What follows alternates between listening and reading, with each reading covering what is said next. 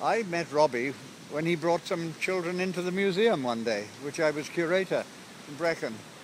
And then I saw him again and I said, look, if you want to keep on bringing children in here, I'll give you a pass. So you can come in here at any time. And I did that. And he came in, brought lots of children whose parents were on holiday around here. And the kids loved the museum, but more than that, they loved Robbie because he had a Labrador, black Labrador called Lady here.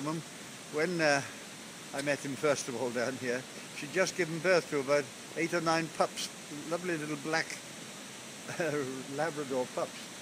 But in addition to that, he used to find birds that had broken their wings. He had a couple of snakes in boxes that had been ravaged by foxes. He had guinea pigs. He had all sorts of things. And he just kept them, looked after them until they were fit to go back into the wild, and then he'd release them.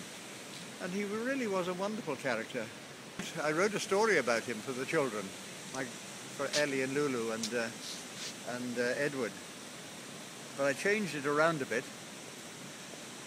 and said that when he came to the end of his career as a lockkeeper, they were going to throw him out.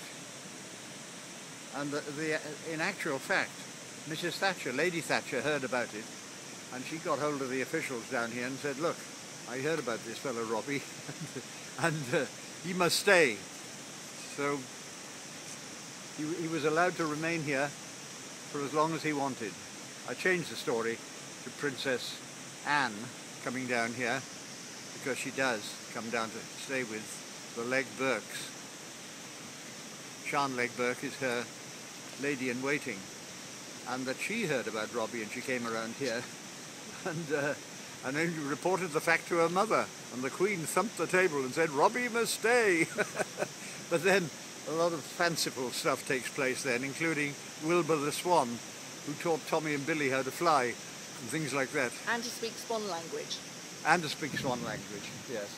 But it's developed now into folklore of this particular part of the canal in Llangynidr.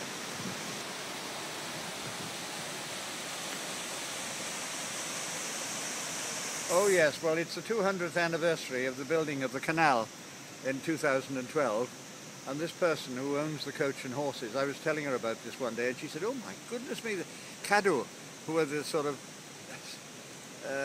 authority in Wales to keep everything as it should be in the Beacons National Park. Sort of the heritage people, aren't Heritage, they? yes. Yeah.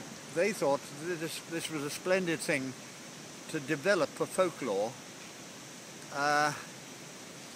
for this part of the canal, and hopefully people will tell stories and it'll be altered and continue, but Robbie will live on. Fantastic. So your words will become part of the social history of the Brecon to Monmouth Canal? Well, I hope so, yes. How lovely. Well, well done you.